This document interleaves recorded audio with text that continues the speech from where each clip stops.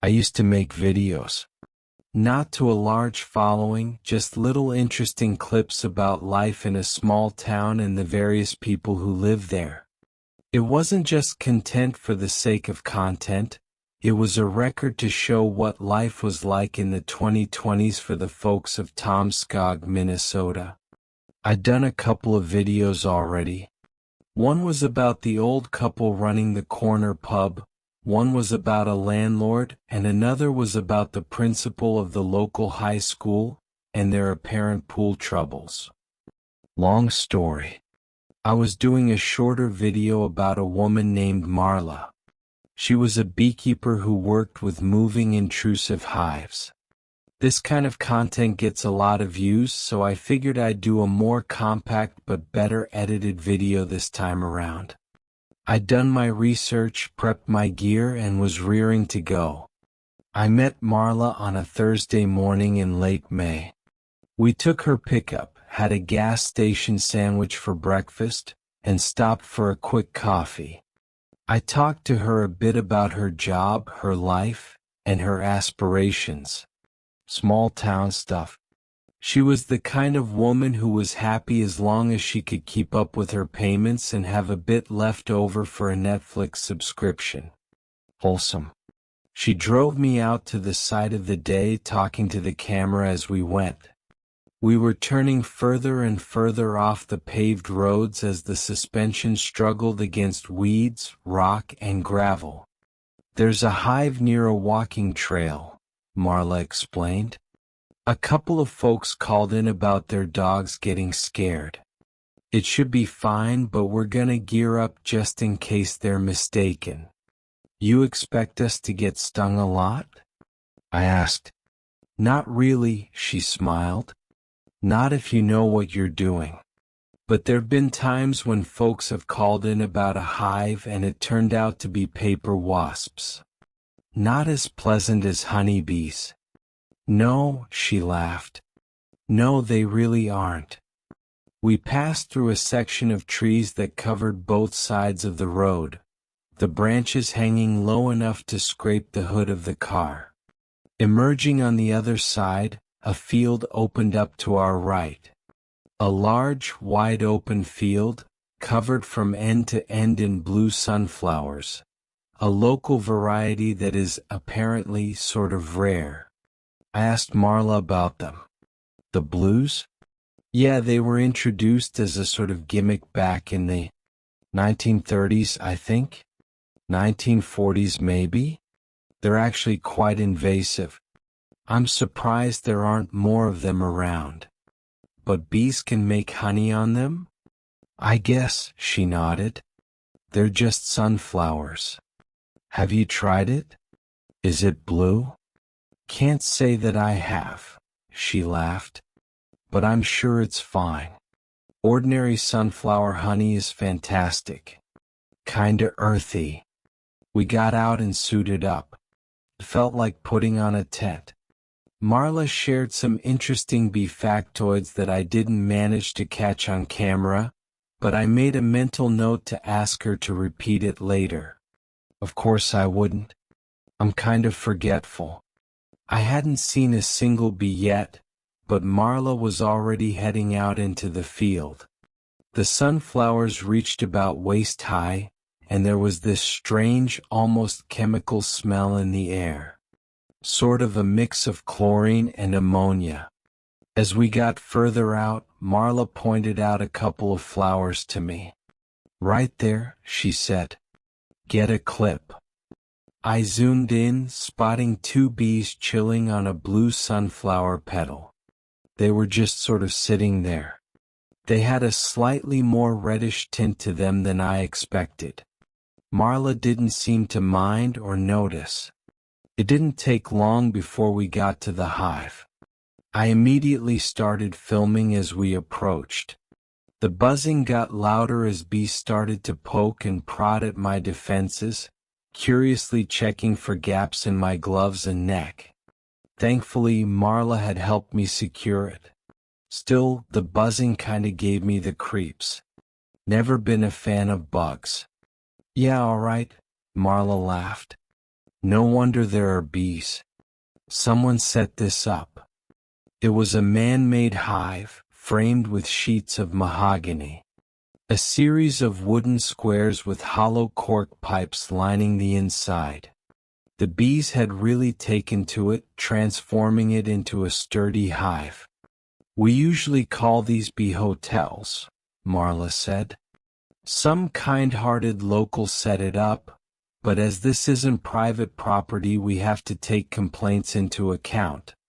I'm gonna make sure we move it to a better location with more nutrition for our freebie friends here, where they won't spook any dog walkers. And of course we're keeping the hive. Someone put a lot of thought into this. I got a nice video out of it.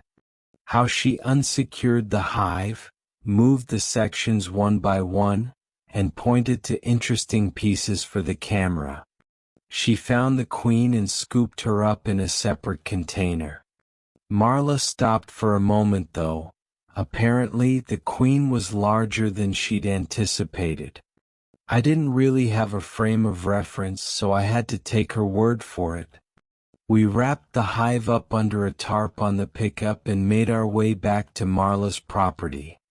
I was afraid all the bumps in the road would shake the bees loose, but they seemed perfectly content. I guess it helped that Marla was a very calm driver, despite some curious bees making their way inside the cabin. We still had the suits on, luckily. There was a cute hand-painted sign of a bee as we entered Marla's land. When you live in the middle of nowhere, most folks can get away with owning more land than they need, especially if they don't mind having spotty internet or a fair drive to the nearest supermarket. One look at Marla showed that she didn't mind either of these things. We took some time offloading the hive, finding a good spot on the eastern side of her property. There were plenty of wildflowers for the critters to feast on, and Marla seemed confident in her choice. There wasn't much more to it. We set it up, captured a couple of finishing thoughts, and called it a day. As I packed up my gear and took off my suit, I got a moment to speak with Marla without the camera. She was excited to have a new hive, but there was something about her expression that seemed a bit off. "I'd love to try some of their honey," I said. "I think it'd make a great end to the video." "Yeah, I'll keep in touch," she nodded. There was an oppressive silence as she stared into the distance. I tilted my head, trying to catch her attention. "You all right there?" I asked. "Yeah," she nodded.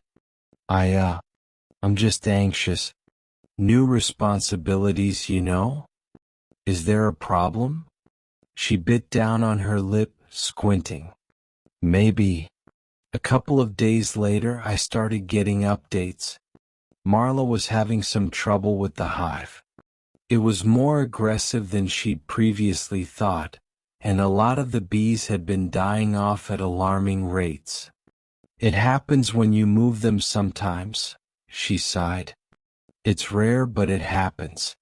They can have trouble adapting." She managed to get a little honey, but she wasn't too happy about it. Apparently, it wasn't as sweet and sugary as she thought it'd be. There was just something off about it, texture-wise. She was gonna make me a little bottle of it either way for the video, but she advised against eating it. Returning to my day job, I was looking forward to hearing more from Marla. Out of all the people I'd worked with, she'd been the most eager to contribute to my channel. We kept in touch over the week, discussing future collaborations and other ways we could make content. She suggested making a couple of DIY videos to showcase some neat tricks for would-be hobby apiarists. The following weekend we met up again. Another early morning, this time with a light drizzle spattering against the hood of her pickup. The moment she came around, I could tell something had happened. She had these bright red spots on her arms and she was a lot less talkative than usual. Before I got the chance to talk to her about it, she explained. Got swarmed yesterday, she said. Never happened before. Those are all stings? That's just the thing, she scoffed. It isn't. They're bites. I didn't think honeybees bit people. They don't. We just looked at one another for a moment. Her marks were pretty nasty, some of them swollen enough to burst. The conclusion was obvious. These weren't ordinary honeybees. We made our way back out to the field where we'd found them. I did a little filming, but Marla was self-conscious about her arms. She was scared that it might dissuade people from working with bees, and she kept repeating how it was her fault for not handling them correctly. She said it so many times I couldn't help but to feel she was trying to convince herself rather than me or an audience. We made our way out into the field. Marla flipped open a pocket knife and bent down to check on the flowers. Cutting one off at the stem, she examined it for a moment. She held it up for me to see for myself. I looked it over but couldn't see anything strange, apart from the obvious blue color. You gotta touch it, she said. Check it. So I did. As soon as I touched it, a few petals came loose.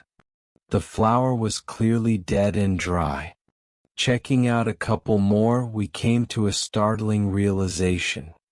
The entire field was, in fact, completely dead. Bone dry of pollen and sustenance. And according to Marla, it must have been dead for months. I didn't really understand why that was such a big deal. Because, Marla explained, the hive flourished out here in the middle of the field. If they couldn't survive here, they would have migrated, but they didn't.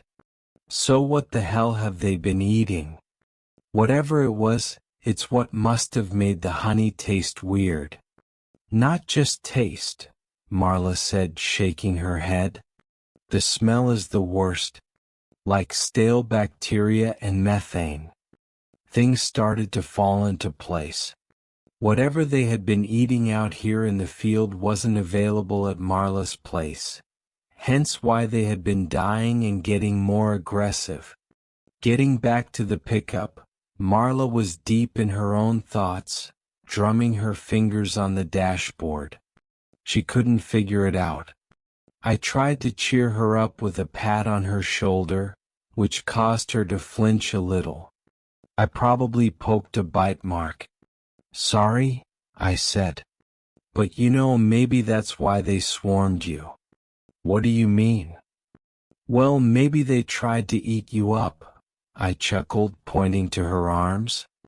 Bees don't do that, said Marla, her face stern. I know, I nodded. Sorry, bad joke. But I could tell I'd planted something in Marla's thoughts. Something that worried her. As we went back to her property, she explained that there was indeed a kind of bee that was carnivorous. There was a type of bee called the vulture bee that fed exclusively on meat. Mostly carrion though, they weren't active hunters. They couldn't be as they were stingless. You think these might be vulture bees then? I asked. They live south of the border, she explained. Can't imagine them just, popping up. And even so, they wouldn't be this aggressive. Would explain the honey though. Marla's face went pale. Had she been eating meat honey? I decided to hold off on posting my video. This was turning into something more interesting and I wanted to see it through. I filmed a couple of shots where Marla got to explain the intricacies of vulture bees. She did it in the frame of an interesting fact rather than a suspicion, but I could tell something had changed. She wasn't as certain anymore, and a bit of eagerness had run out of her. There was a tangible worry there. As we went out back to check out the hive, Marla stopped. Her eyes widened. "Turn off the camera," she hissed. 3 dead pigeons, covered in bees. From that point on, I was fully invested. This was something neither of us had seen before, unfamiliar ground. It didn't take long for Marla to confirm that the honey she'd harvested did, indeed, contain a meat protein. After that, it was just a matter of observation. Yes, the bees ate flesh. They bit instead of stung. But they weren't vulture bees. These were larger, more aggressive, and had a wider abdomen. Their mandibles were longer, and they had a slightly reddish tint to them. It was difficult to tell whether the color was a result of mutation or blood. The dead pigeons were stripped to the sinew in surprisingly little time. Marla didn't know what to do. She'd been working with preserving bees since she was a teenager, and this whole situation was testing her. She didn't want to just kill the hive, but she couldn't let them spread either. These could be highly invasive. But she took too long to decide. Just a couple of days later, 2 of the other hives on her property had been completely decimated. The red bees had killed and devoured all of them, leaving only empty chambers and hollow carapaces behind. When Marla FaceTimed me about it, she couldn't hold back the tears. By now, I considered myself a friend of hers. We talked a lot and got along really well, and it wasn't just about content anymore. I didn't want to see her like that, she deserved better. I offered to drop by and brainstorm a bit. I figured she needed the company. She'd done at least 24 of these bee rescues, and the one time someone came to cheer her on, it all went to hell. That had to suck. So I dropped by one day after work. The sun was setting. Dark clouds on the horizon. I noticed them the moment I stepped out of my car. A handful of red bees climbed the white picket fence outside Marla's house. A few others were clustered in a particular spot near the edge of the house, no doubt feasting on a small bird or a rodent. I went up to the door and rung the bell, ducking from a couple of curious bees trying to make themselves comfortable in my rough post-work hairdo. Marla invited me into her kitchen, offering me homemade lemonade. She had these custom-made coasters with cartoon bees on them, along with the logo for her rescue. I could tell she'd taken a couple of sudden precautions. There were tape lining the edges of the windows, as well as a plastic sheet covering the ventilation duct. No wonder the air felt stale. "No one knows what to do," she sighed. I called the Wyatt brothers southbound API. They can't even believe it. They actually don't believe that I have what I say I have. And what is that? What is it you have? She sighed, scratching her eyebrows. A kind of nervous tic. There's no name, but I know what they do. I know now. They're like the vulture bees, but... She threw her arms up in surrender. I could tell she was tired. One of her eyes drooped a little lower than the other. Might have been from a bite too. Marla spent the better part of an hour showing me websites, witnesses to similar bees, drawings, and descriptions. She talked about the application of pesticides, mutations, climate change, GMOs, and microplastics. Hell, at one point she was bringing up 5G towers as a possible culprit. She was all over the place, and I could tell her heart wasn't in it. It was all just desperation, grasping at straws. After a couple of hours, well into the dark of the evening, we'd gone from homemade lemonade to lukewarm, well-nursed beers. We'd run out of ideas and topics. Instead, we just stood by the kitchen window watching the red bees crawl across the glass. Marla put down her bottle, this time without using one of her cartoon bee coasters. "Check this out," she said. She placed her hand on the window, and the bees outside immediately swarmed to it. Within seconds, there was a cluster of at least 40 crowding around her hand on the other side of the glass. "Give them a minute," she continued. "It's kinda crazy." They started to move in a pattern. A sort of pulse, moving counterclockwise from a perfect circle into a four-armed spiral. Their wings pattered in unison, a buzzing noise that scratched against the window pane. "I can't explain that," she said. "I can explain following my hand or killing other hives, but that?" She shook her head, not looking away. "I can't explain that. It got a little bit too late and I'd had a couple of beers too many, so I decided to crash on her couch. I wrapped myself in a blanket and pulled a pillow up to my ear, so I wouldn't have to hear the buzzing outside. It wasn't loud, but it was such a distinct sound that I couldn't unhear it." Marla didn't seem to share the same issue though. She just walked into her room and that was that. Out like a light. I had an uneasy sleep, falling in and out of surface-level dreams. I remember forcing my eyes open, just to see if I could.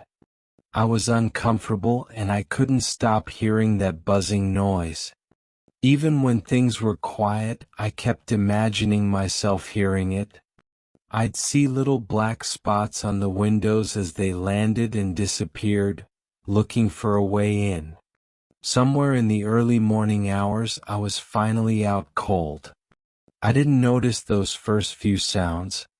How the tapping against the window got louder. How the patterns got bigger and clearer. I was finally asleep and it was already too late when I woke up. I was lying on my side as I popped open a single eye, only to see a red bee on my hand calmly brushing itself clean. I didn't notice the droning noise at first, until I realized the background noise of the room was different. Looking beyond that first red bee towards the window, I realized something. The pattern of bees was on the inside of the window. There were hundreds of bees already inside the room. But the sound was closer than that.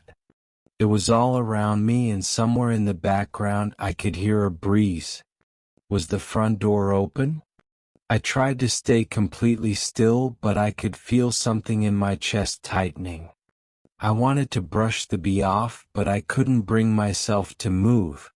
Something was holding me back, keeping me from just waving my arms around and getting out.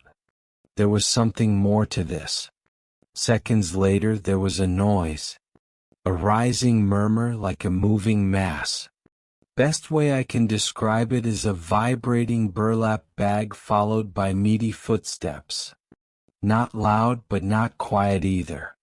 Someone didn't care too much about waking me. If there was ever a time to get up, to run, or to fight, that was it. But all I did was lie there, staring at that one red bee on my hand, listening to something slowly approach from behind. It's as if I knew how badly outmatched I really was. I could feel something shift as the side of the couch was grabbed. Creaking noises as fingers dug into old leather. Snapping sounds. Sinew and muscle stretching and realigning under a thin layer of skin. Forced breathing and hissing descending on me from above. Little sniffs, then silence. I held my breath. Youtoookmyhive. Less of a voice and more of a collision of wings and carapaces. A shaped buzzing. The red bee on my hand looked straight into my eyes. Not a single twitch. Nothing. I whispered under my breath, trying not to move my mouth. I didn't. There was a pause. A sudden shift as someone stepped back. A little moving mass came loose, dropping on top of my blanket. A handful of red bees, carefully spreading out to investigate me. Behind me, footsteps, leading into Marla's bedroom. I could hear her deep breaths from here. I stayed completely still. I was unharmed. I'd be fine, I just had to wait. Every nerve in my body felt like it was put through a white fire, still, controlled, and desperate to explode into action. As little creatures made their way across me, carefully looking me over, the pores on my skin were screaming at me to move, itch, and shudder. I could feel the hairs on my neck rise, only to be tugged on by eager mandibles. Then a scream. Marla screamed. A bloody, mind-piercing screech. The kind of scream that you just know means pain. Hearing it was like feeling a physical push, and I couldn't hold myself from acting any longer. I rolled off the couch, trying to shake the bees off. The cluster on the window exploded into a disorganized attack, swarming every piece of me and the room and the adjoining kitchen. They were inside my clothes, in my hair, in my eyebrows, and they were going to eat their fair share. Every bite was white-hot fire, followed by a sudden stinging cold. I ran outside. I remember taking off my clothes, waving my shirt around. Shoeless and burned by bites, I ran from her house, making as much space between me and the hive as possible. There was this blur of buzzing, biting, flailing, and screaming. Some of it mine, some of it Marla's in the distance. Little red spots crawling across my waving shirt. I threw myself on the ground, rolling in the grass. I smacked my body with the palm of my hand over and over, ensuring me that the little tickle I felt wasn't another one of them. Then I just lay there, panting in the grass. They were gone. A single red bee on the palm of my hand remained, carefully brushing itself before casually flying off. I could feel the soothing morning dew on my cheek. I slowly sat back up, leaning against a tree. I could see Marla's house in the distance as I gasped for air. There was a heaviness to my lungs, like I couldn't completely fill them. A man stepped out. Or at least the shape of a man, it was hard to tell at that distance. It was as if he wasn't completely solid. His silhouette kept shifting even as he stood still. He stopped in the doorway, looked me way, and just sort of dissolved. I burst into action. My phone was still inside, but I had a backup in my car. I wrestled it out of the glove compartment, staining the driver's seat with spots of blood. My fingertips were bleeding, making it hard to call emergency services. My cheek and tongue were swollen, making it even harder to speak. I made my way back inside as I frantically explained what had happened. What would you even call it? An assault? Marla wasn't in her bedroom, but there was plenty of blood. There was a sound further in. Her shower was running. She'd made it to her bathroom and dropped into her tub. She'd turned on the water, hoping to keep them off. The end result was her ending up swollen and unconscious in the bathtub, dead bees bobbing in the water around her, some still twitching. It was horrifying. She was bitten, and it wasn't just from bees. There were miscolored marks from all kinds of stings, coloring her skin both a burning red, a pale white, and a faint green. Her neck was almost as thick as her head. But she was alive. Emergency services arrived.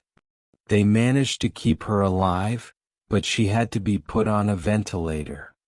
They claimed she'd had a massive allergic reaction.